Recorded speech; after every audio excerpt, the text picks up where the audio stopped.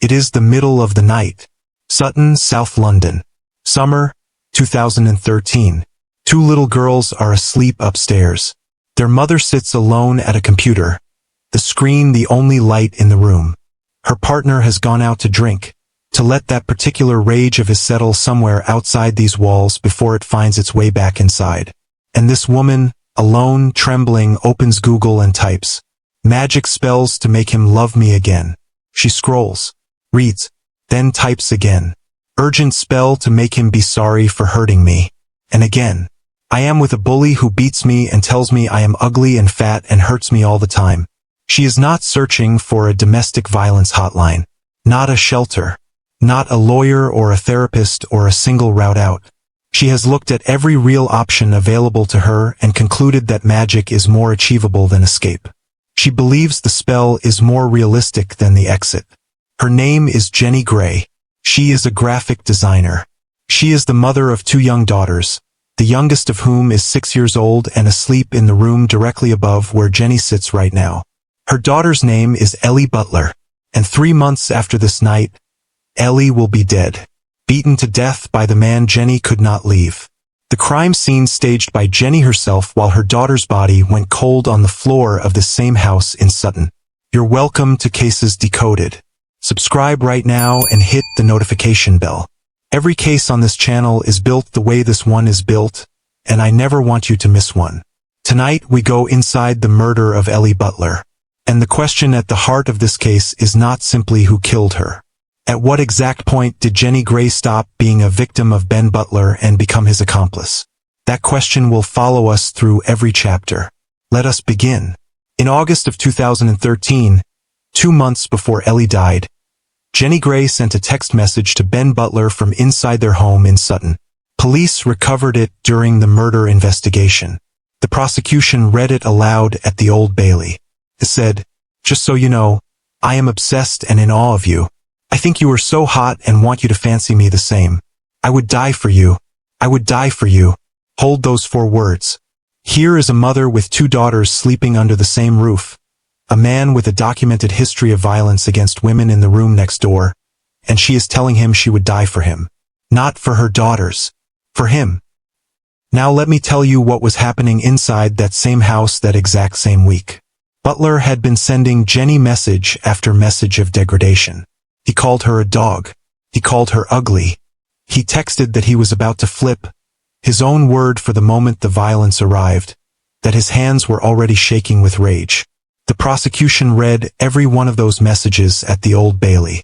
And in Jenny's secret diary, the one she hid in torn fragments in the rubbish bins outside the house on the street in Sutton, the one investigators would later reassemble page by page like a confession that tried to destroy itself, she wrote that things had been very bad that week, that Butler had badly hurt her, that she was living inside constant fear. And still, after every bruise and every message, she sent him a text saying she was obsessed and in awe of him. That contradiction is the entire engine of this story.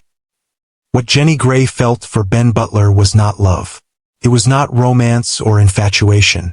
It was addiction, a psychological dependency so total that she was prepared to sacrifice everything to maintain it. Her dignity, her safety, her relationship with her parents Neil and Linda Gray, and ultimately her daughter's life. Therapists call this traumatic bonding. It builds through repeated cycles of terror and relief, cruelty and tenderness, all delivered by the same person, until the brain can no longer separate the source of the pain from the source of the comfort because they have become identical.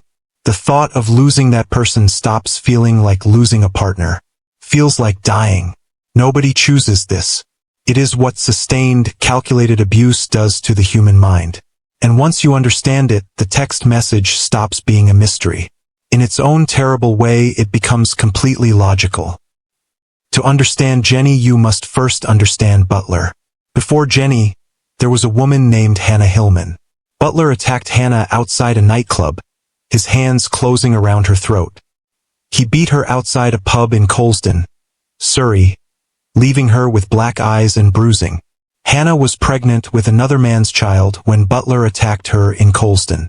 The unborn baby did not slow him down by a single second. After Ellie's death, Hannah gave investigators a witness statement describing 3 distinct characters that lived inside the same man. Normal Ben. Charming, loving, the man who made you believe the violence had been a mistake and that the real him was the warm and attentive person standing in front of you right now. Violent Ben. Pure evil, Hannah called him. A face she barely recognized, completely out of control. No warning, no build-up, just the switch flipping.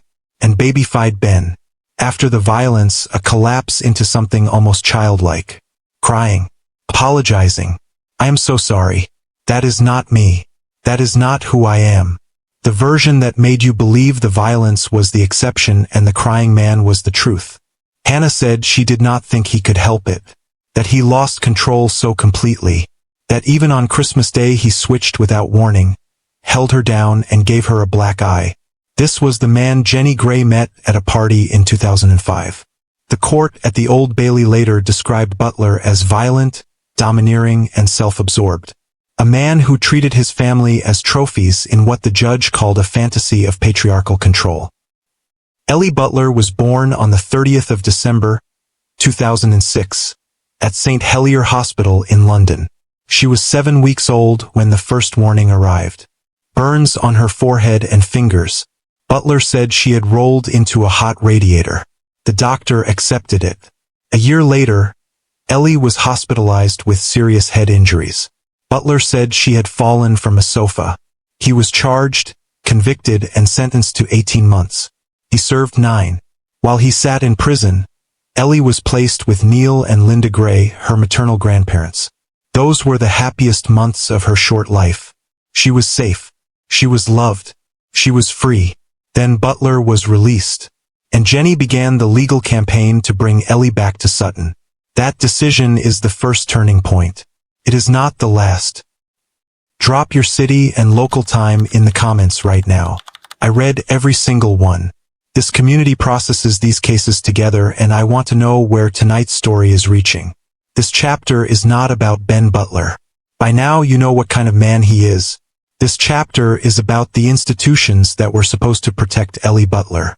The courts, the professionals, the systems that exist specifically to keep children safe. And what every one of those systems did when they were handed the chance to save her life. They handed her back.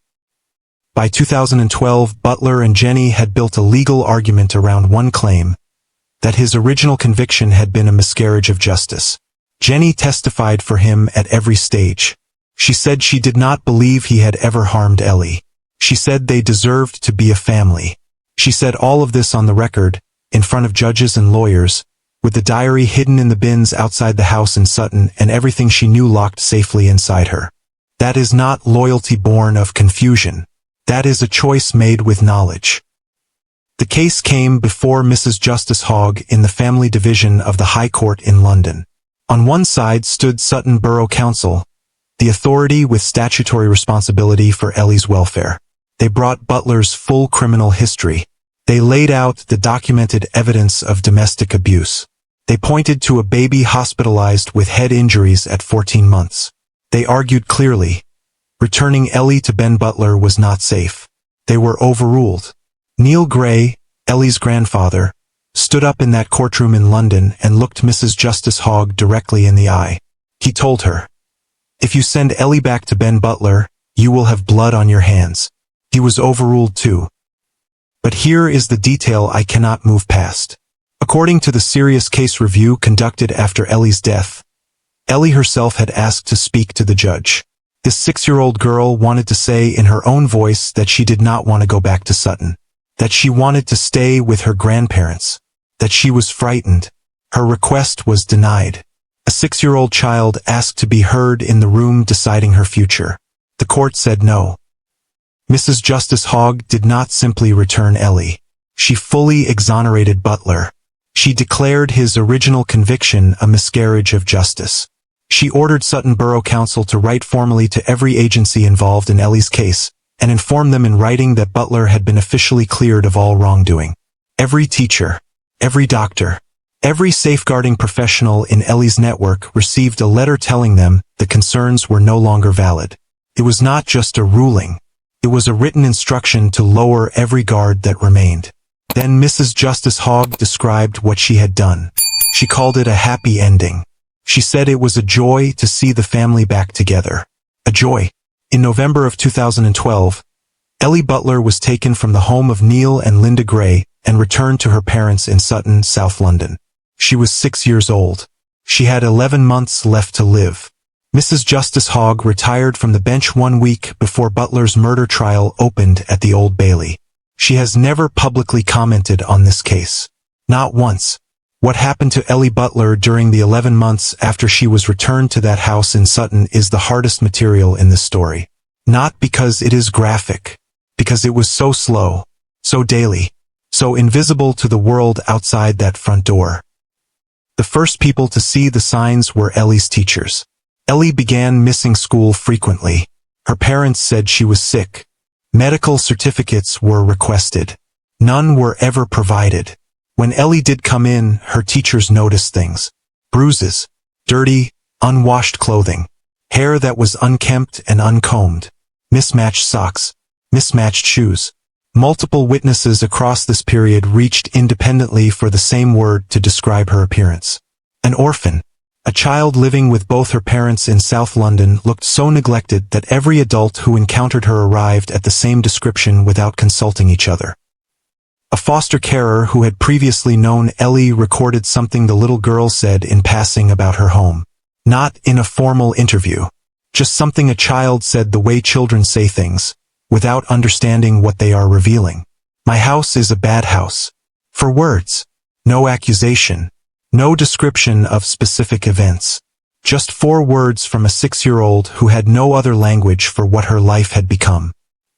Inside that house, Jenny Gray was still writing in her secret diary, documenting the violence, recording in her own handwriting that Butler was hurting the children, especially Ellie, and writing the reason she had not reported any of it. She was afraid of losing him, not afraid of the violence, not afraid of what was happening to her daughters, afraid of losing Ben Butler. Written privately for no audience but herself, in the house in Sutton while her daughter was being harmed in the rooms around her. On the 1st of October, 2013, 27 days before Ellie died, Ben Butler fractured her shoulder blade inside the family home in Sutton.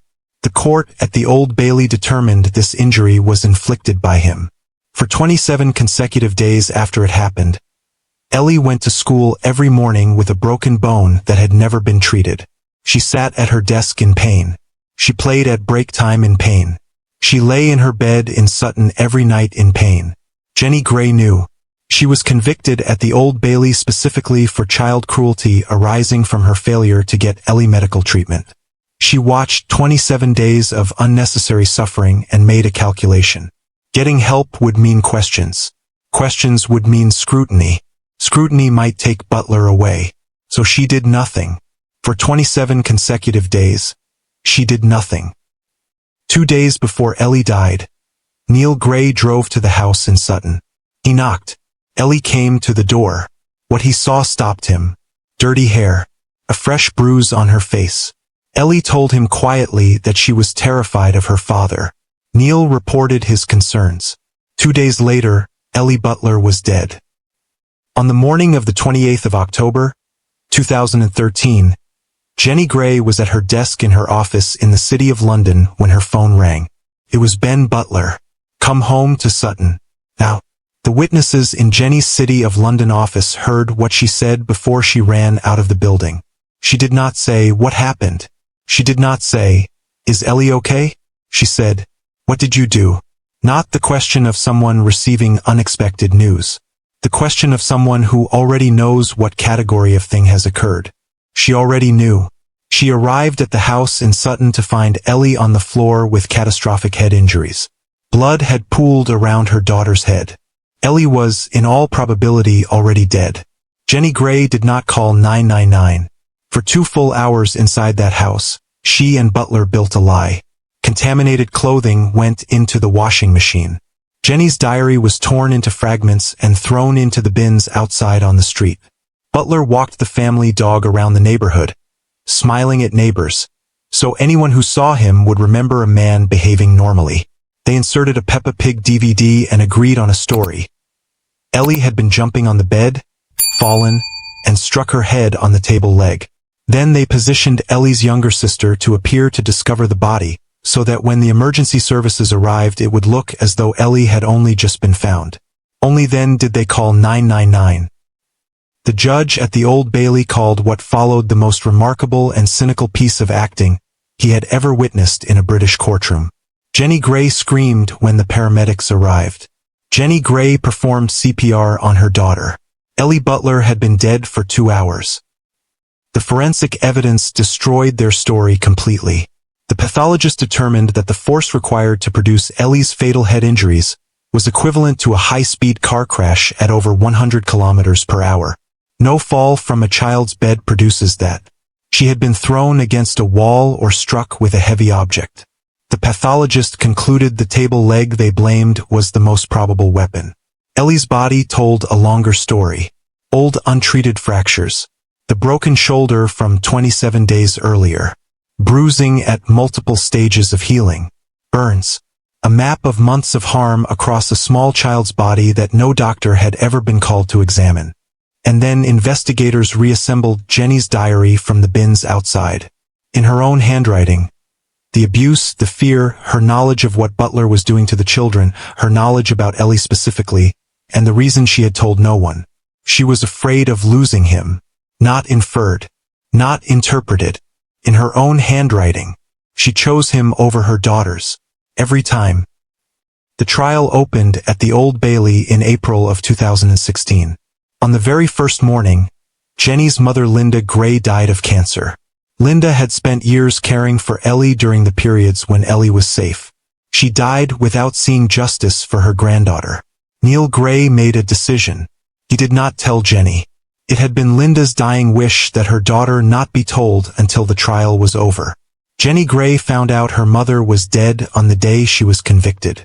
The woman who had not called 999 for 2 hours sobbed in the dock at the Old Bailey when she learned that Linda was gone. Ben Butler was convicted of the murder of Ellie Butler. Life imprisonment. A minimum of 23 years. As he was led from the courtroom, he shouted that he would fight forever to prove this wrong. Jenny Gray was convicted of child cruelty and perverting the course of justice. 42 months. As the verdicts were read, she was heard repeating the same 3 words under her breath. Big mistake. Big mistake. Big mistake. If the story is reaching you tonight, hit the like button right now. Costs nothing and takes 2 seconds. It is the most powerful thing you can do to put Ellie's story in front of people who need to hear it. We have reached the end of this story, and I still cannot give you a clean answer to the question we opened with. Was Jenny Gray a victim? Was she a villain? Is it possible for one person to be both at exactly the same time? Jenny Gray was a victim of domestic abuse. I will say that plainly and without qualification because it is true. Ben Butler beat her, degraded her, and controlled her. He constructed, over 8 years of sustained and deliberate behavior, a psychological environment in which Jenny's entire sense of reality was built entirely around him. She searched for magic at 2 in the morning because that is where 8 years of that kind of relationship leaves a person. The clinical literature on traumatic bonding and coercive control is serious, and it describes exactly what Jenny's diary entries describe. That matters. I believe all of it. And yet, in 2007, when baby Ellie arrived at a surgery with burns on her fingers at 7 weeks old, Jenny knew how those injuries happened. She let Butler's story be believed. She could have told the truth. In 2012, she built the legal campaign that brought Ellie back to Sutton. She could have refused. For 27 days she watched Ellie go to school with a fractured shoulder blade. She could have walked into any hospital in London on any one of those days. On the 28th of October she walked through the door in Sutton, found her daughter on the floor, and chose 2 hours of cover-up over a single phone call. At every turning point in this case, Jenny Gray chose Ben Butler. Every single time. Without exception. Her own father Neil Gray said this after the verdicts at the Old Bailey. She stood by and watched that brutal maniac inflict unimaginable injuries on her children and defended him without question or remorse. She was just as culpable. A father. About his own daughter. after the murder of his granddaughter, after the death of his wife. That kind of clarity carried through that much grief is one of the most extraordinary things in this entire case. I think Jenny Gray is something genuinely tragic. A woman so hollowed out by her dependency on one man that she sacrificed her children to preserve an illusion she already knew, in the private pages of a diary she tried to destroy, was built on harm. A woman who chose the monster again and again because being alone felt more terrifying than watching her daughter suffer. I am saying that because Ellie Butler deserves honesty far more than Jenny Gray deserves our comfort. Ellie Butler was born on the 30th of December, 2006, at St. Helier Hospital in London. She spent the best years of her short life in the home of Neil and Linda Gray, safe and loved without conditions. She wore mismatched socks sometimes because she was 6 years old, and that was the most complicated thing in her day. She told a foster carer her house was a bad house. She asked the High Court in London to let her stay with her grandparents. She asked to speak to Mrs. Justice Hogg. Nobody listened. She deserved a mother who would die for her. Instead, she had a mother who said she would die for the man who killed her. That is where the story ends. With Ellie. With a child in Sutton, South London, whose voice was denied a seat in the room where her future was being decided, and who deserved every ordinary, beautiful day of a life she was never allowed to have. Ellie Butler was 6 years old. 3 questions for the comments. All genuine. First, Jenny Gray. Victim, villain, or both? I want your honest answer, not your comfortable one. Second, Mrs. Justice Hogg returned Ellie to that house, called it a joy, and retired 1 week before the murder trial. What accountability should exist for that decision? Third, what does it actually take in practice and not in theory for the adults around a child like Ellie to respond the way she needed? Leave your answers below. This community is capable of having this conversation with the respect Ellie Butler deserves. Hit the like button right now if the story reached you. Subscribe to Cases Decoded and turn on the notification bell. Every case on this channel is researched fully, told honestly, and built with the same refusal to look away from the things that are hardest to look at. I do not upload for numbers. I upload because these stories matter and because the people inside them deserve to have someone tell the truth about what happened to them. Ellie Butler deserved that. Tonight, this community gave it to her. I will see you in the next case.